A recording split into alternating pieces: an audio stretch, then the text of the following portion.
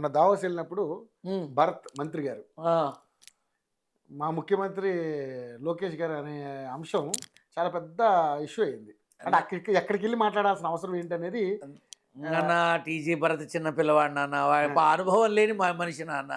ఓ ఇప్పుడు ఒక ఎమ్మెల్యేగా ఏమన్నా ఒక టర్మ్ చేశాడా? లేదు. చిన్న పిల్లవాడు నాన్న, చిన్న పిల్లవాడు. టీజీ భరత్ అనేవాడు the back bone is TG Venkatesh. TG Venkatesh యొక్క కుమారరత్నం కాబట్టి టికెట్, కుమారరత్నం కాబట్టి ఎమ్మెల్యే, కుమారరత్నం కాబట్టి మినిస్టరు. అంతకుమించి ఏముడి తెచ్చింది అక్కడ?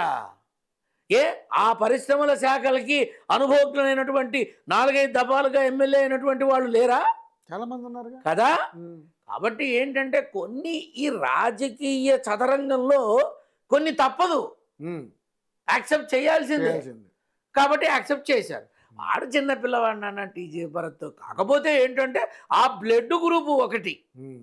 లోకేష్ అయినా మన భరత్ అయినా ఇప్పుడు అందరి ముందు భరత్ గారు మినిస్టర్ గారు అని పిలుచుకుంటారు, లోపలికి వెళ్ళాక బాబా అని పిలుచుకుంటారు. ఏముంది? ఇప్పుడు సీఎం గారు అని అంటాడు లోకేష్, ఇంట్లో కూడా సీఎం అంటాడా, డాడీ అంటాడు. ఇది అందరికీ తెలుసు, కానీ మాట్లాడరు. అదంతే. నేను మాట్లాడతా, ఎందులో ముందు కొడుకుని కదా, అందుకనే మాట్లాడతాను. నాకేం భయం? ఆయన టీజీ వెంకటేష్ గారనే ఒక విగ్రహం ఉంది అక్కడ. ఆ విగ్రహం యొక్క నీడ ఇక్కడ పడుతుంది కాబట్టి ఇది వెలుగుతుంది, అంతే.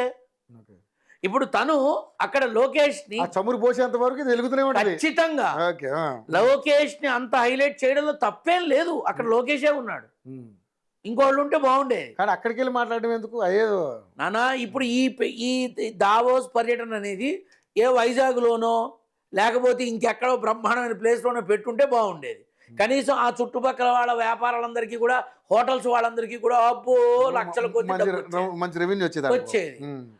వాళ్ళు ఏదో పాపం మాట్లాడాడు దాని. ఇప్పుడు నేను అనుకుంటా, ఇప్పుడు నీ పేరు రవి ఒక పెద్ద శాటిలైట్ ఛానల్కి చైర్మన్ అయిపోవాలి అనుకుంటా, తప్పే ఉంది. అలాగే భరత్ కూడా అనుకున్నాడు, తప్పే ఉంది. అభిప్రాయం అది ఎవరి అభిప్రాయం. కానీ ఆ అభిప్రాయాన్ని కూడా వ్యక్తం చేసే సమయం, సందర్భం, ఆ ప్లేసు అనేది ఒకటి ఉంటుంది కదా. అనేది నేను శభాష్ అనిపించుకోవాలి నీతో.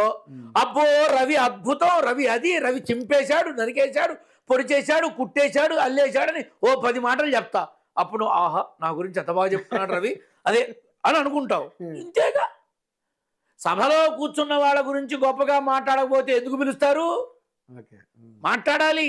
అక్కడికి వెళ్ళిన సందర్భం వేరు కదా గురుజీ. అట్లా ఇప్పుడు ఓ మాట చెప్పనా, రాజకీయంలో స్థలం ఏదైనా, ప్రాంతం ఏదైనా, దేశం ఏదైనా, సభలో కూర్చున్న వాళ్ళని ఒకళ్ళనొకళ్ళు పొగుడుకోకపోతే చీటీ చినిగిపోతుంది. ఇది రాసుకోను, అంతే. ఇదంతే. నేనైతే ఒకటే, టీజీ భరత్ అనే చిన్న పిల్లవాడు, చక్కగా మంచిగా అప్పుడే విరిసిన పుష్పం. ఆ పుష్పం అది అంతే తప్ప ఏం తెలియదు కదా.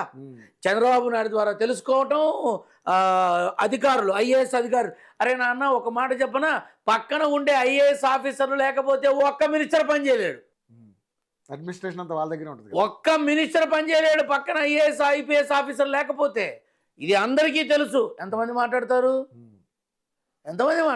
కాబట్టి ఏంటంటే we have to accept it.